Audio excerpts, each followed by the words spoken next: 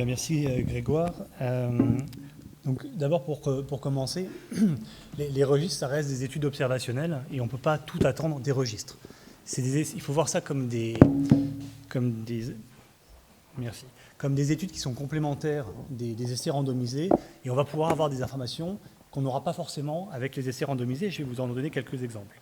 Alors qu'est-ce qu'on peut attendre? Quels sont les intérêts et inconvénients des registres? Le véritable inconvénient, c'est qu'on va mettre en évidence probablement un lien entre un événement et puis certains facteurs de risque, mais en aucun cas on pourra dire qu'il y a un véritable lien de causalité. On va mettre probablement des associations, mais qu'il faudra confirmer par d'autres essais. Et donc le niveau de preuve, par définition, il est inférieur à un essai randomisé. D'un autre côté, les avantages des registres, c'est que ça permet d'avoir des données sur l'incidence d'une pathologie, d'avoir des données en vie réelle, donc des soins non protocolisés, et puis de voir, on peut ensuite définir un certain nombre de sous-groupes et les évaluer. Ça a été un peu vu ce matin.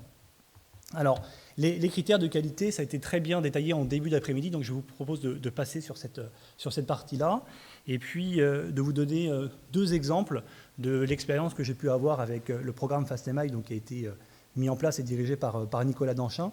Alors, le programme FastMI, ce sont des enquêtes qui ont été réalisées de tous les 5 ans, entre 1995 et 2015. Et l'idée, c'était que pendant un mois, eh bien, on va répertorier toutes les données médicales, depuis la partie préhospitalière jusqu'à un suivi de 1 an pour les premières enquêtes et jusqu'à 10 ans pour les dernières. Et donc, ça permet, en répétant la méthodologie tous les 5 ans, eh bien, d'avoir un certain nombre de données qui vont être colligées de façon répétée pendant un grand nombre d'années. Et donc, dans les analyses qu'on peut faire, eh bien, et c'est intéressant parce qu'on pourra faire exactement la même chose sur France PCI, on peut faire des analyses qui sont longitudinales, c'est-à-dire sur les différentes bases de données, et on va pouvoir, je vais vous donner un exemple, évaluer notamment la mortalité des infarctus ST+, ST-, la mortalité des sujets jeunes ou encore d'autres choses. Et puis on peut faire des études transversales en prenant en général les dernières bases de données, et on va tester une hypothèse parce que c'est une thématique actuelle. Alors, le premier exemple que j'ai sélectionné, c'est celui de l'évolution de la mortalité entre 1995 et 2010 sur la mortalité des STEMI et des non-STEMI. Et c'est bien beau de décrire qu'on a une baisse de la mortalité, mais il faut pouvoir également l'expliquer. Et à travers les données qui étaient colligées dans ces enquêtes FastMI, on avait notamment le nombre de centres qui participaient. On voyait bien qu'il y avait une concentration des centres et donc une concentration des patients dans des centres qui étaient de plus en plus experts. On avait une augmentation des procédures d'angioplastie, une augmentation des thérapeutiques préconisées. Et puis parallèlement, vous imaginez bien que les patients de 2010 n'avaient pas forcément les mêmes profils et les mêmes catégories de risques que les patients de 1995. Et donc il faut jouer, et là on a besoin des statisticiens, pour essayer de mettre les patients sur le même pied, c'est-à-dire de les mettre à peu près avec un risque à peu près équivalent. Et donc on a utilisé de la standardisation, c'est-à-dire qu'on a donné aux patients des enquêtes de 2005, de 2000 et de 1995 à peu près les mêmes profils de risque que ceux de l'enquête de la dernière de 2010. Et on a pu réussir à publier ces travaux dans des niveaux dans des bonnes revues. Et ça, c'est possible probablement grâce à ces méthodes statistiques de standardisation. Un deuxième exemple, c'est celui des bêta-bloquants. En 2016, on se posait la question, est-ce que c'est vraiment licite de poursuivre et de donner encore des bêta-bloquants à des patients après un infarctus du myocarde qui n'ont jamais fait d'insuffisance cardiaque et qui n'ont pas de dysfonction ventriculaire gauche? À l'époque, c'était une thématique un peu touchy. Et donc, on s'est intéressé à cette thématique en prenant les 2 dernières enquêtes. Et on a sélectionné que les patients qui, à la sortie de l'hôpital, étaient encore évidemment vivants, qui n'avaient pas de dysfonction ventriculaire gauche, avec une EFE de plus de 40%, et pour lesquels il n'y avait jamais eu une notion d'insuffisance cardiaque. Et on a regardé un petit peu près dans le temps ce qui s'est passé, et on a regardé si les bêta-bloquants avaient été poursuivis et arrêtés. Et ce qu'on s'est aperçu, c'est qu'au cours de la première année, eh bien, très probablement, les bêta-bloquants avaient un petit bénéfice, et au-delà de la première année, on perdait ce bénéfice, et sur des analyses à plus long terme, quels que soient les modèles statistiques utilisés, on avait utilisé un propensity score pour confirmer ces données, mais à long terme, on a l'impression que vraiment les bêta-bloquants n'ont pas d'impact sur la mortalité. Et ça a été un élément important qui a été utilisé derrière par l'équipe de la Pitié pour pouvoir mettre en place l'essai ABIS, qui teste l'intérêt d'arrêter les bêta-bloquants en post-infarctus sans dysfonction VG.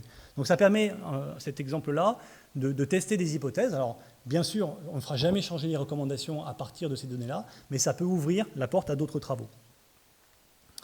Et puis, j'ai rajouté cette slide tout à l'heure parce que je trouvais que c'était assez important. On a évoqué ce matin des essais randomisés qu'on pourrait mettre dans les registres. On parle d'études nichées. Et c'est ce qu'on a fait pour Apéritif. Alors Apéritif, c'est un PHRC national qui a pour but d'évaluer l'association d'un traitement anticoagulant avec une DAPT pour réduire la prévalence du thrombus intravégé dans l'infarctus antérieur. Donc c'est une étude qui est en cours. Et en fait, on avait des problèmes de budget et puis également pour des raisons d'intérêt, on a décidé de nicher cette étude dans la cohorte Frenchy. Alors Frenchy, c'est également un registre ou une cohorte qui va colliger les infarctus du myocarde, mais aux soins intensifs. Donc France PCI, c'est sur les procédures.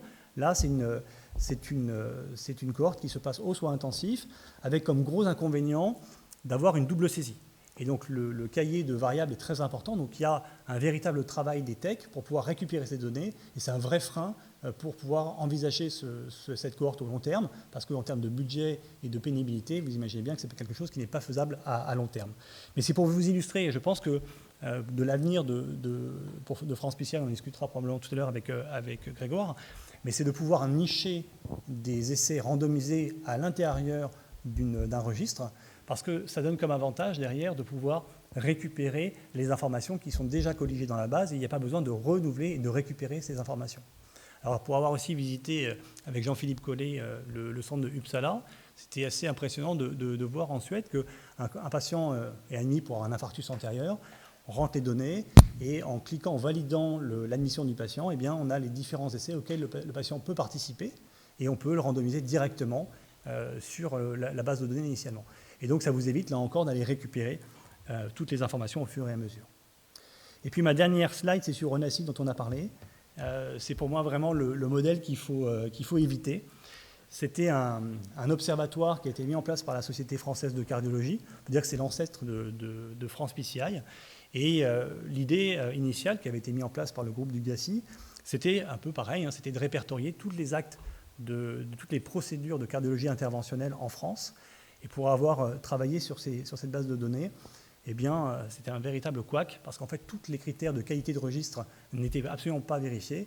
Et donc, quand on a voulu analyser les bases de données, eh bien, on s'est aperçu qu'il y avait un nombre de données manquantes qui étaient absolument faramineuses, que les données étaient aberrantes, qu'il n'y avait aucune validation des événements pendant la phase intra-hospitalière et qu'on avait des taux à la fois de facteurs de risque, de complications qui étaient impossibles par rapport aux autres données. Et donc, tout ce qui a été présenté jusqu'à présent permet de donner une autre orientation et d'éviter de refaire un Onacid. Voilà, je vous remercie de votre attention.